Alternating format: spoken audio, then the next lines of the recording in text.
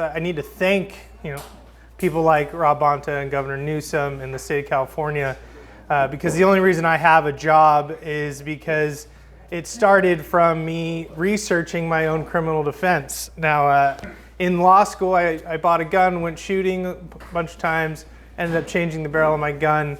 I read online that I may have committed a felony in California because I changed the barrel in my gun. So I panic. I run back to the law library and start researching California gun laws because I thought at any moment the ATF was going to, swing through the window, break down my door, and shoot my dog. So I went from there and started really reading all the laws and understanding just how ridiculous, irrational, and illogical these laws were. And that research, and I also found out I never did commit the felony. It wasn't illegal what I did. But that research turned into an obsession, which eventually turned into a law firm that's sole focus is Second Amendment litigation. Since then, I've had the distinct pleasure to work on a countless number of firearms issues with groups like the San Diego County Gun Owners. I've been able to speak many times on Gun Owners Radio and just get the word out with regard to being a gun owner in California. I can easily remember walking into a gun show just like this one and meeting Michael Schwartz for the first time shortly after he started San Diego County Gun Owners. And we immediately connected as two people who were wholeheartedly against all the ridiculous laws that the state could come up with. And we wanted to do everything we can to stop them. So we became fast friends, and ever since then, we've been working together on any number of issues. I've also, love you too, buddy. So I've also had, again, the pleasure and the honor of working with a lot of the real Second Amendment organizations that have stood up and stepped up to fight these unconstitutional laws, such as the Firearms Policy Coalition, the Second Amendment Foundation, the California Gun Rights Foundation, and the FPC Action Foundation in litigating a number of federal court cases challenging California gun laws. So these laws would include a challenge to California's assault weapons ban, and we'll talk about that a little bit more later. A challenge to California's age-based firearms restrictions, challenge to the COVID gun shop closures, challenges to self-manufacturing of firearms in California, and also challenges to California's knife and switchblade regulations, because we all know that firearms are not the only arms that are protected under the Second Amendment. It also encompasses knives and other bladed weapons. So all in all, it's been a busy few years. But before I discuss some of the more war stories in the Second Amendment litigation world, and again, our recent victory in Miller v. Bonta, the assault weapons case, I want to discuss the Supreme Court decision in Bruin, or New York State Rifle and Pistol Association v. Bruin. Now, I'm sure a lot of you are familiar with the case. It got a lot of media attention, and it had a significant decision when it came to the public carry of firearms, especially regarding concealed carry of firearms. Now, I would actually argue that was the smaller victory in that case. There's actually a much bigger, broader, and more expansive victory within that decision that happened. And it really can't be stressed enough. So while large segments of the public and the population, the media, they all talked about the concealed carry outcome and the decision the court made, the major change that happened with the Bruin decision, and truly the superb part of the Bruin decision, is the Supreme Court's outright rejection of this concocted two-part means-end scrutiny interest balancing test that had been used by the lower courts and the courts of appeals, like the Ninth Circuit Court of Appeals that is under our jurisdiction. And they've been using this concocted scheme since the DC v. Heller decision in 2008. So prior to Bruin, when we would file these challenges to California's gun control schemes, the courts of appeals had developed what they called a two-part test. I think a better description was called by one of our district courts here. It was a multi-part binary test with a sliding scale. It's not just a two-part test, but we'll work on this. So basically what the courts would say is if the challenge law affected conduct that's protected by the Second Amendment, They would base that determination on a historical understanding of the scope of the right. And if that challenge restriction burdened conduct protected by the Second Amendment, then the court would move to the next step and determine the appropriate level of scrutiny. Now, in determining that appropriate level of scrutiny, the lower courts would balance the interests, comparing the burden imposed on the plaintiffs with sorry, lost my place here. Yeah, so they would compare the interests of the burdens imposed on the plaintiffs to the state's interests in public safety and reducing gun violence. And you don't need to be a genius to kind of predict the outcome of those decisions when you have the state crying, well, this is for public safety, this is in our interest to protect everyone and stop gun violence, while on the other hand, we just have these measly gun owners complaining about not being able to get their gun right away. So when they would make this comparison, it was always determining on one side.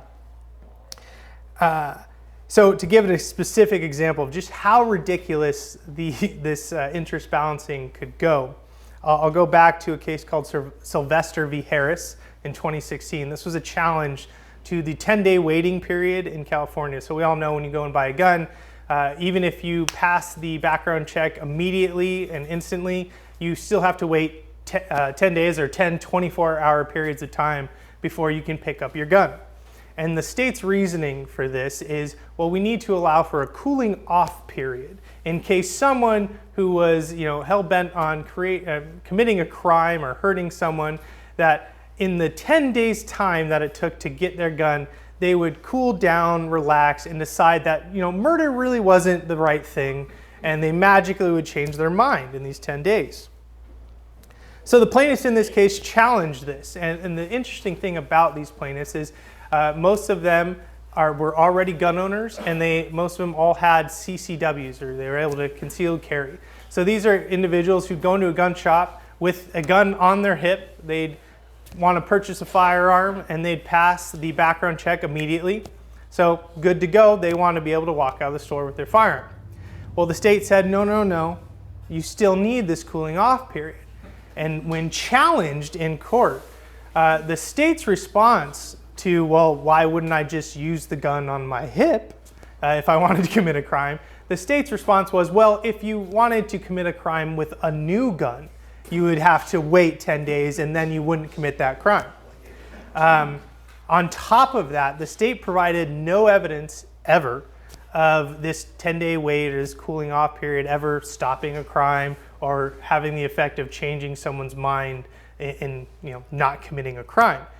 Now, with all that, the courts heard those arguments and said, yep, the public interest is sufficient and we're going to uphold this ban as constitutional. So that's kind of what you were dealing with in this old two-part test. Safe to say, didn't make a lot of sense, and it was definitely a very frustrating thing being a litigator to, generally we like to rely on evidence and facts that are provable and backed up. And it's always been a frustrating thing when you're in a case and no evidence of any kind is actually submitted to support an argument, and yet that argument wins. So the Bruin decision changed everything. Bruin explicitly rejected this entire mode of analysis. It stated in no uncertain terms that the two-part test is one step too many, and it made clear that courts were not to engage in any interest balancing or scrutiny analysis of any kind. So they made it clear that when a law restricting Second Amendment activity is challenged, the burden falls squarely on the government to affirmatively prove that its firearms regulation is part of an historical tradition that limits the right to keep and bear arms. Now, the constitutional analysis that must be applied by the courts is one that is consistent with the Constitution and the Bill of Rights, refreshingly enough. First, the court must determine, and I'm quoting, whether the Second Amendment's plain text covers the individual's conduct that is being restricted by the challenged law. And that is something anyone can understand. We have the right to keep and bear arms. Now, second, if the answer is yes, the conduct's presumptively protected under the Second Amendment, and the burden shifts to the government to then justify the challenge restriction by demonstrating that it's consistent with the nation's historical tradition of banning or regulating firearms. So if the government cannot make this showing, the restriction is unconstitutional. Full stop, no questions asked. Now, in repeating what was said in Heller in 2008, the Supreme Court in Bruin stated that the Second Amendment extends to all instruments that constitute bearable arms. And confirming this historical analysis conducted in Heller, the Bruin court concluded that in order for a firearm ban or regulation to be consistent with this nation's history of firearms regulation, the government must demonstrate that the firearm is both dangerous and unusual. And therefore, firearms that are in common use today simply cannot be banned, because if something is in common use, it cannot be both dangerous and unusual. So what's this all mean? So since the Bruin decision, we've seen this massive shift in the playing field in Second Amendment litigation. Courts, even what I would consider hostile courts to the Second Amendment, have been forced to start applying a constitutional analysis that's much more difficult to weasel their way out of, and through convoluted policy arguments or asserted government justifications. They have little to no justifications that have little to no evidentiary support. So much so, I was actually recently successful in filing a complaint in city of Philadelphia, where they banned the carry of all knives of any kind within the city limits.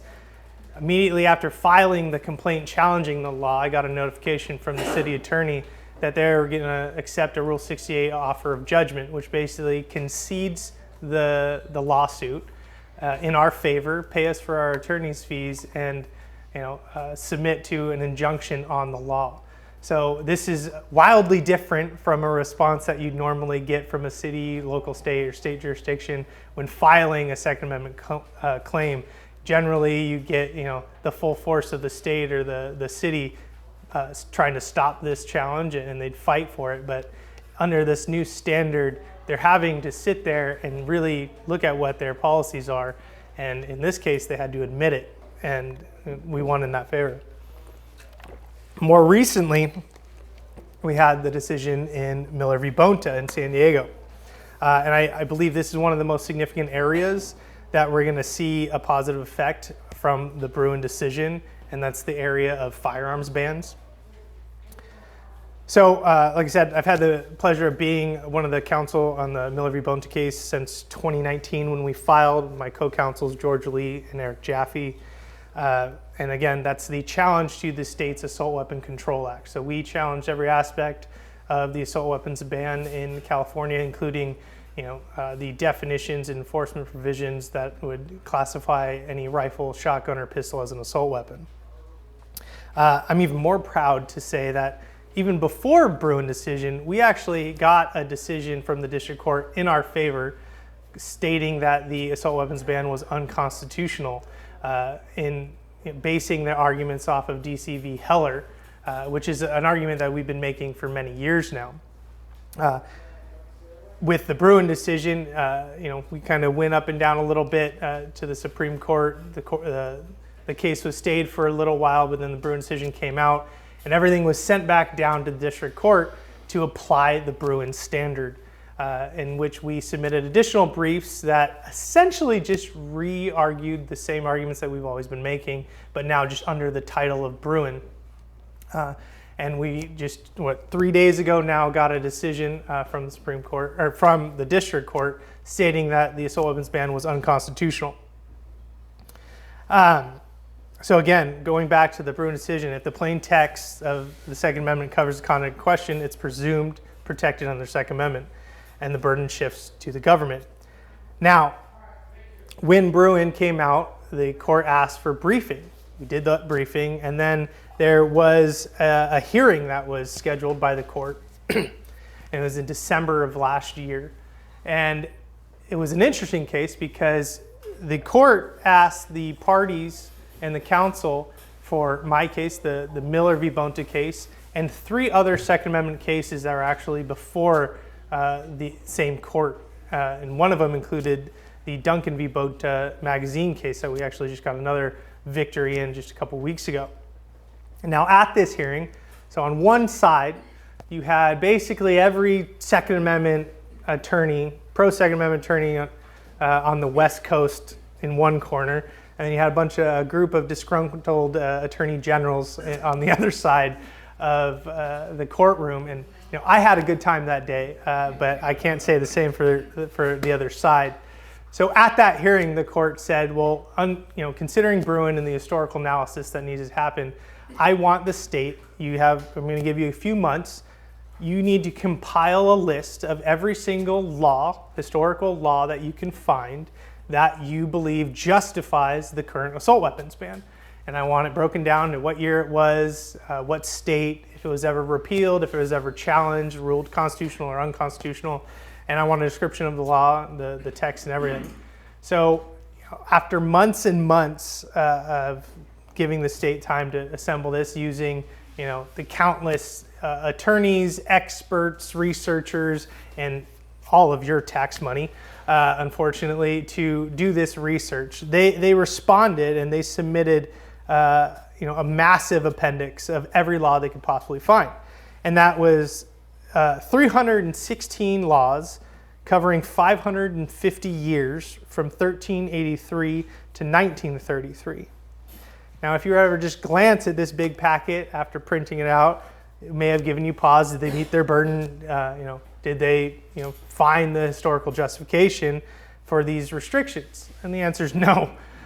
What we found was a list of irrelevant English laws that were just explicitly rejected by our founding fathers, a complete lack of any founding era laws that would prohibited any class of weapon of any kind, a couple laws regulating trap guns or booby traps, and some racist, disgusting, and outright unconstitutional laws prohibiting firearms ownerships based off of race. Now, of course, the state tried to make it very clear that these early racist laws that they were relying on were abhorrent, unconstitutional, and could never be justified. But they still argued that they provide sufficient justification for banning firearms for certain groups. I don't know about you, that kind of made my skin crawl, and I don't know if I could have ever put that down on paper. But that's why I'm not working for the state. Now, of course, the court agreed, and quoting from the case in the decision that just came out, this is what the court said. The states agree that these old reprehensible laws are morally repugnant and would obviously be unconstitutional today. Though the state suggests that these despicable legislative efforts might somehow be relevant to determining the traditions that define the scope of the Second Amendment, that makes little sense. One reason is that these laws treated our citizens as non-citizens that were not entitled to fully enjoy constitutional rights. In other words, the legislators who passed these embarrassments were not concerned with the Second Amendment rights of citizens. Here, they are discarded. So we finally had a court that really just, addressed the elephant in the room, saying you cannot rely on clearly unconstitutional laws that, even the state says were abhorrent to justify a current ban. Yet, undaunted, the states, still went on with that argument. They also argued that the assault weapons ban was not actually a ban on firearms, but it's actually a ban on combat-oriented accessories.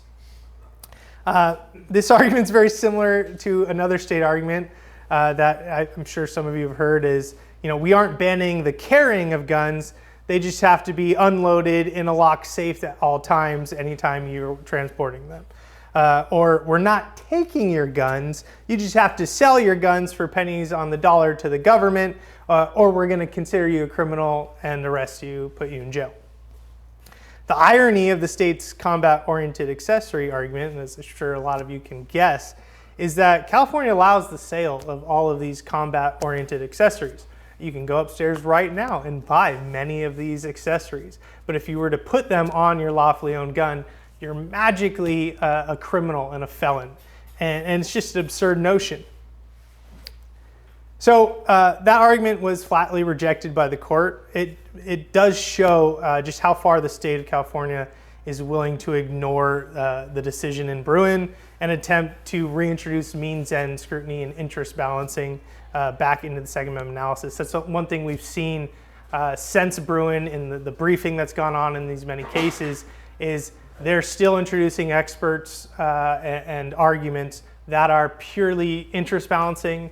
And I believe it's just an attempt to possibly get some of the courts of appeals to grab on to that, those who are more unwilling to accept the Bruin standard. But it's an embarrassment in the legal field, in my opinion, and we have clearly set precedent now when it comes to Bruin.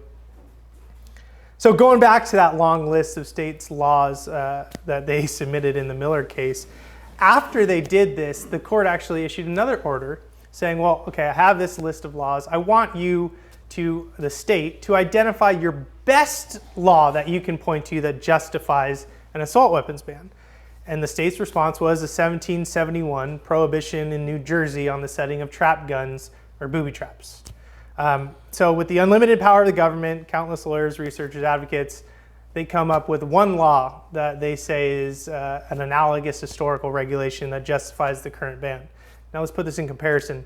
So you have a trap gun law, which was a law that basically said you cannot set a booby trap in certain areas to hunt certain game. Now that's not a law banning booby traps. It's not a law banning the possession, ownership, transportation, transfer, ownership of booby traps. It is quite literally saying you can't set a trap gun to get certain game animals. In comparison, the state believed that was sufficient justification to say that if you own an assault weapon, you can't own an assault weapon, you can't possess, own, purchase, sell, transfer, inherit, or essentially use an assault weapon without being a felon in the state. You don't need to be a lawyer to understand that these are far apart and they're not related in any way, and it's a far cry from any current regulation we have today.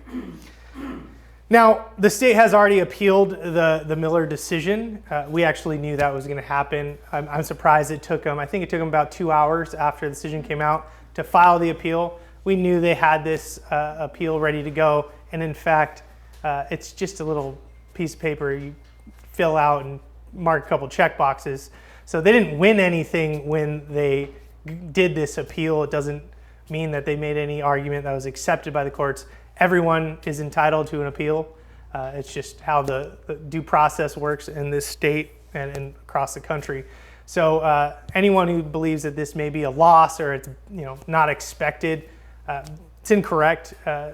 We knew this was going to happen. We knew we were likely going to go through the Court of Appeals and likely we'll end up in front of the Supreme Court.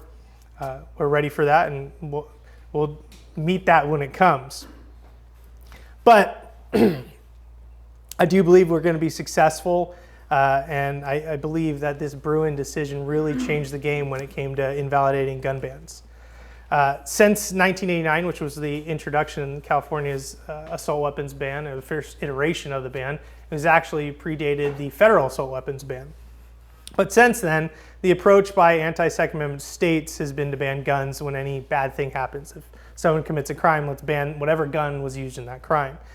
However, stealing from the recent decision in Miller, I wanted to read a quote that really just stuck out in my mind as something that I think a lot of people forget. So, it is still true that the very purpose of the Bill of Rights was to withdraw certain subjects from the vicissitudes of political controversy, to place them beyond the reach of majorities and officials, and to establish them as legal principles to be applied by the courts. One's right to life, liberty, and property, to free speech, a free press, freedom of worship and assembly, and other fundamental rights may not be submitted to a vote. They depend on the outcome of no elections. And I think that is a great overall broad scope of what this decision really is. We have a Second Amendment right. It's like our First Amendment right. It cannot be questioned, and it really, the fact that some people don't like it or feel that we don't need certain things, that is not justification, and it will never be justification for prohibiting our rights. So I couldn't have said that better. So with Bruin decision, the simple fact is that there's no historical justification anymore for arms bans. Instead of blatant violations of your rights, states and local governments are going to be forced to come up with more nuanced forms of firearms regulations. As we can see in states like California, they've really stepped up to that goal. And we've seen stuff like SB 2, where they're trying to make the entire state of California a, quote, sensitive place that would prohibit carrying in public. To put this opposition into context, in response to the federal court upholding our Second Amendment right and applying the precedent from the Supreme Court, our Governor Newsom tweeted this: "Today, a right-wing NRA puppet, Judge Roger Benitez, tried to strip away California's 3-decade-old assault weapons ban, comparing an assault rifle to a knife.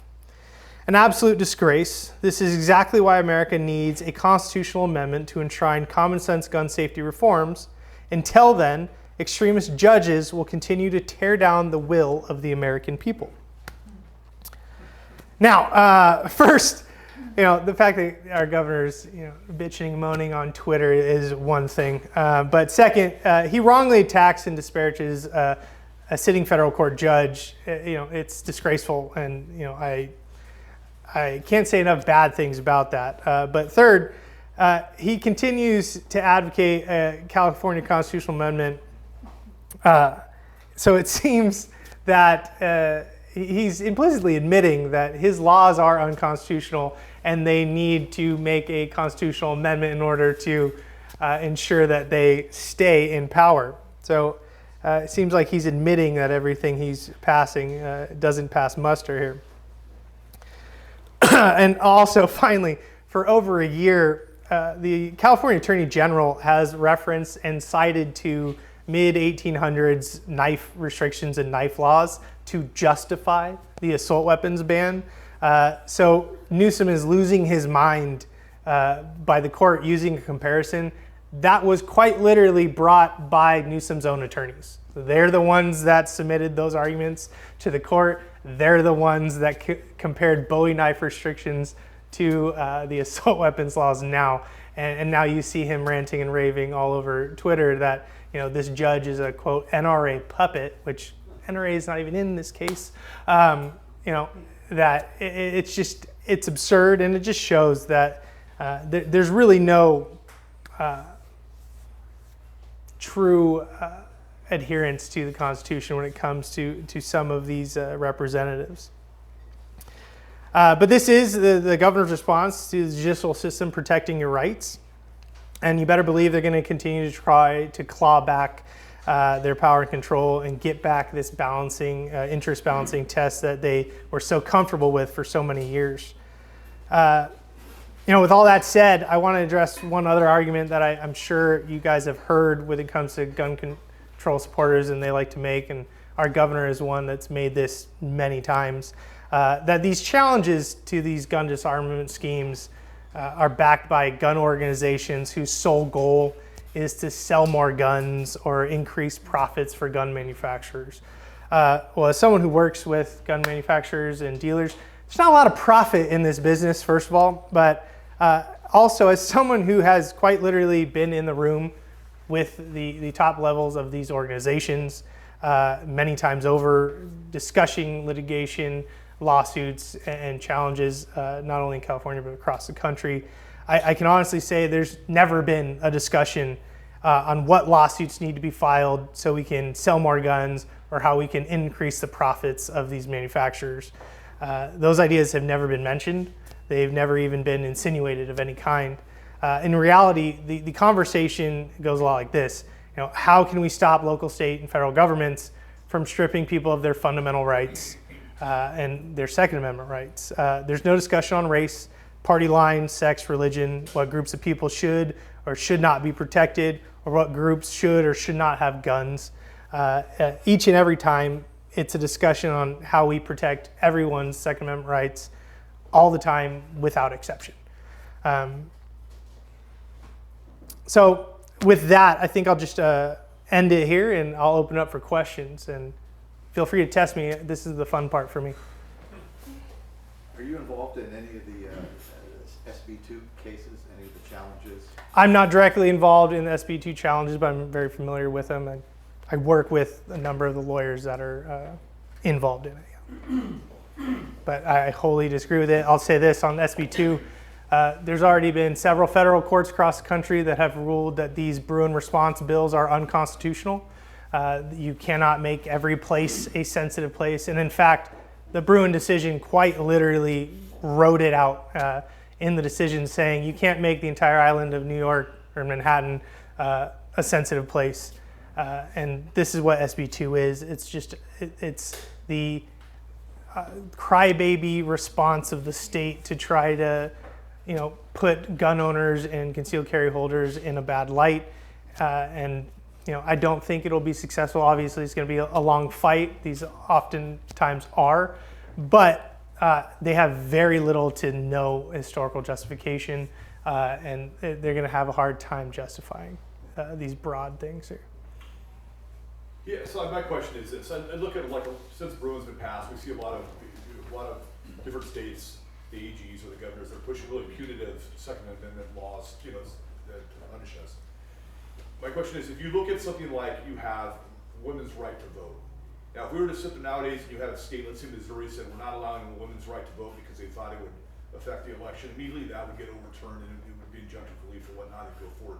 Why is it not for the Second Amendment that it's always put off and that our rights are constantly, are constantly pushed off further and further and further?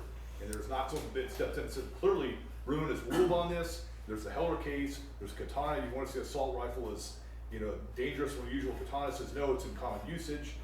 Why are we constantly just getting pushed off further and further and further?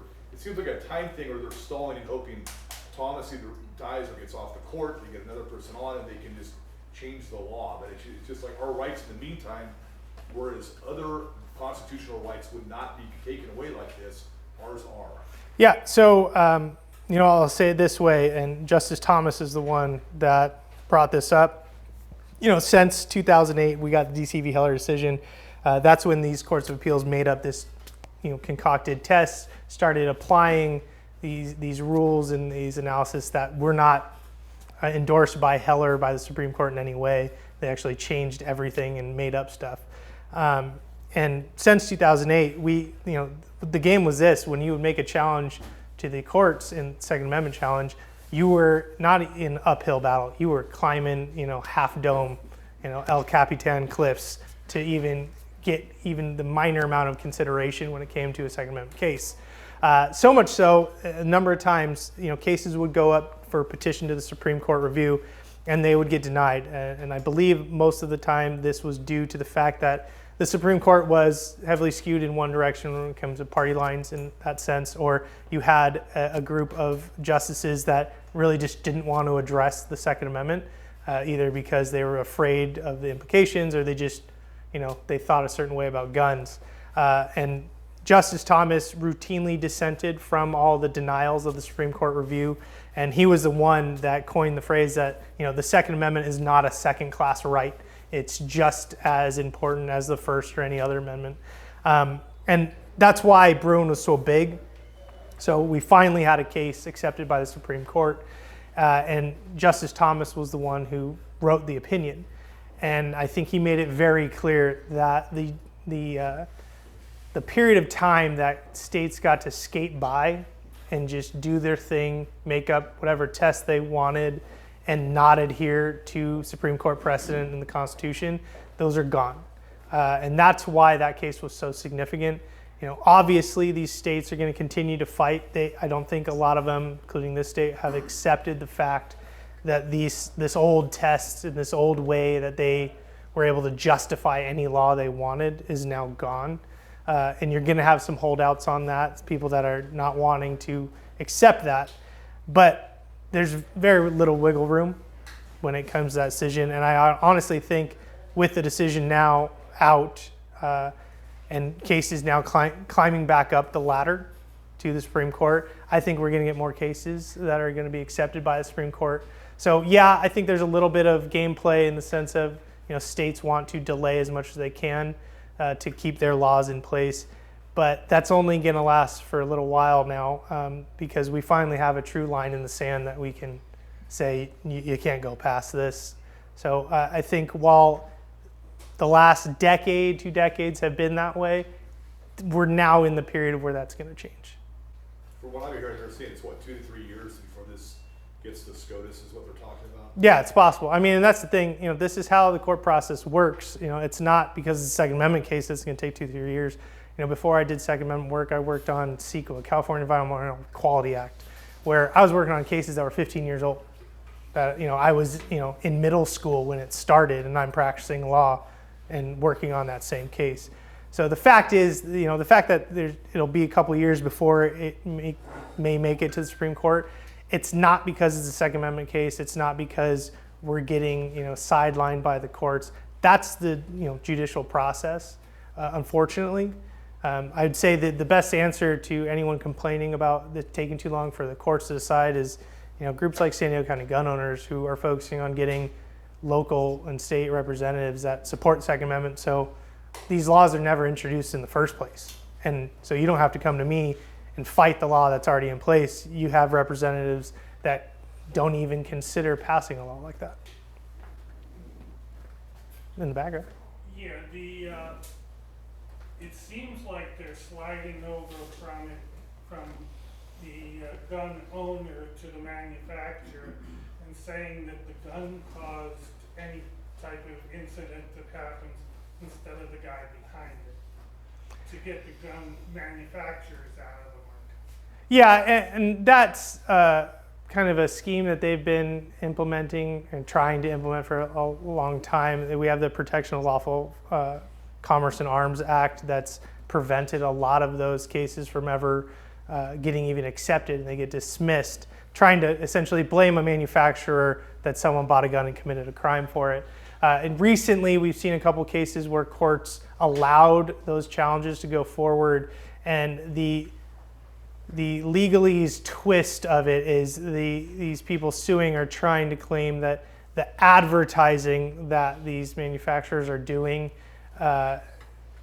somehow inspires people to commit crimes or murder people. It's kind of a ridiculous notion. It's try telling me like video games cause murder. It's weird. You're in free speech and First Amendment grounds, in my opinion, a lot of that. And you've had a few outlier courts that have done it, and you've had a couple settlements where it just makes more sense for a company to settle rather than go through the litigation. However, I think any advertising that's gone on that may have been questionable, I think people have smartened up, and I don't think we're going to see that same stuff. Like I said, there's very little room to make challenges like that, and the few cases that have done that, it's judicial advocacy from what I've seen rather than actual legitimate application of the law. Yep. As it's currently written, is there any place that SB2 does not affect concealed carry? I mean, it's a little rough. There's a few places that I guess wouldn't, but yeah, it's generally trying to make the vast majority of all public space in California a sensitive place that you cannot carry even with a permit. And like I said, I really feel under the Bruin standard, there's no justification to do that. You really can't. There may be a few areas that are very specific, kind of like courtrooms or federal buildings that may also fall into a sensitive place, but the idea that you can make most public areas sensitive places, it just doesn't hold water. How about in a vehicle? Does it cover concealed carry in a vehicle? I don't think it matters if it's in a vehicle or not. Like if you're in that sensitive location, just like you cannot have, carry a firearm in your car while you're in the parking lot of a federal building or something like that. If you're driving down a public highway, is that a sensitive area? Depends on where you are. It's gonna. This is the other thing with those cases. They're gonna make it as hard as possible to understand, to where you will never really know, unless you have just an amazing location app that tells you everything around you within a 1,000-foot radius, it's going to be impossible to know whether or not you're in a sensitive place at any one time, especially if you're traveling. That's the point of those laws. They want to make it hard. They don't, the notion that they won't deal with people who are trying to comply, or they won't try to arrest people or punish people that are trying to comply, it's completely incorrect. They 100% will arrest, jail, convict, even people who have proof that they're trying to comply and they just didn't comply right because of technicalities. We've seen that with the assault weapon registration and regulations that have gone on in this country. People that tried to register their firearms as assault weapons, and the only reason they didn't is because of the just amazingly terrible software that the state put forward for the registration. They were getting knocks on the door by DOJ agents and getting their guns confiscated for quite literally trying to follow the law, and because of the state's ineptness, they couldn't. So don't ever think as a gun owner that because you're a good guy or because you're a good woman that or because you tried or you meant to follow the law, that's never justification. It will never get you out of trouble. And just in general, don't ever talk to police. Just like, if you're ever in a situation where you could be in trouble, just say, I'm gonna invoke my right to remain silent. I want a lawyer present, and just sit there. You will never talk yourself out of a bad situation. Everything's admissible. You're just gonna dig yourself into a hole, even if you're completely innocent. So do you think, with your last comment about sensitive places, and that was pretty obvious in the Bruin decision, do you think that there will be a partial stay or injunctive relief on the sensitive places part of SB2? Yeah, so the interesting thing with the sensitive places thing, now, as it goes forward, the state can't rely on their usual argument of saying, well, we've had this law in place for many years, and if we changed it, then it'd cause chaos and everyone would die, and it's insane. So they can't really do that because everywhere, lawful people have been able to carry all over the place, especially with CCWs. So they can't fall on that argument. They're going to have little to no data of any kind that would justify, restricting lawful gun owners or CCW holders. So, it would, the courts would need to be doing some amazing pirouettes and dancing to get around that and to justify any type of enforcement of the law while it's going through the courts. And I think it should be enjoined, and they shouldn't stay anything like that. But you never know. Thank you. Last question. Now that the Teeter case has been decided, are there any good knife law cases maybe that you're a part of that you want to talk about? Yeah, so the Teeter case, it was a challenge in the Hawaii courts, federal courts under the Ninth Circuit, to Hawaii's ban on butterfly knives. And I know, the first knee-jerk reaction would probably be like, well, who cares? It's a knife, whatever, I have my gun. But the fact is that arms are arms, and bladed weapons of any kind are protected under the Second Amendment. And it's kind of scary how many absurd knife laws are throughout this country that have been put in place in recent decades, just because knives have been ignored when it comes to the Second Amendment. However, Teeter was a fantastic decision in our favor. It ruled that the ban on butterfly knives was unconstitutional. It was a proper application of the Bruin standard, and it came from the Ninth Circuit. So it was a big, big thing. Now, obviously, the state is seeking reconsideration and en banc review of that hearing, but it's still a huge, big win. It's precedent, and it shows at least that there are judges, even in what they would call, the Ninth Circuit, that will faithfully apply, the precedent. And you mentioned the other case. I'm also involved in a case challenging California's switchblade laws. So switchblades are prohibited and banned from possession, transfer, ownership, purchase, sale, all that. So we actually filed a complaint earlier this year challenging that. We will be moving forward. I've also filed a case in Texas that challenges the Federal Switchblade Act, which essentially prohibits switchblades from entering interstate commerce. So these are all kind of laws that were passed kind of, on the Friday nights under the table with no real discussion that not a lot of people know about, but they are significant, and winning them and challenging them, these laws will help when it comes to setting precedent under, the Bruin standard. So, whether you're comfortable carrying a gun or a knife for self-defense, or just a tool of any kind, I want you to be able to do that freely and based off your own decision, not based off of some legislation that was enacted by people who didn't know what they were talking about.